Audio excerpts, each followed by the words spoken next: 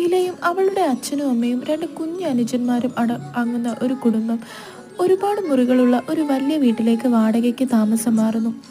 അങ്ങനെ ഇരിക്കെ ഒരു ദിവസം അവർ അത്താഴം കഴിച്ചുകൊണ്ടിരുന്നപ്പോൾ രണ്ട് കുഞ്ഞു അനുജന്മാർ അച്ഛനോട് പറഞ്ഞു, എന്നും ഒരു ക്ലൗൺ മുറിയിൽ വന്ന് ഞങ്ങളെ സന്ദർശിക്കും അച്ഛ.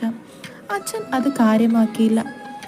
അങ്ങനെ ഇരിക്കെ മീല തൻ്റെ കുഞ്ഞു അനുജന്മാരെ ഉറക്കിയതിനു ശേഷം സമാധാനത്തോടെ TV കണ്ടുകൊണ്ടിരിക്കുകയായിരുന്നു.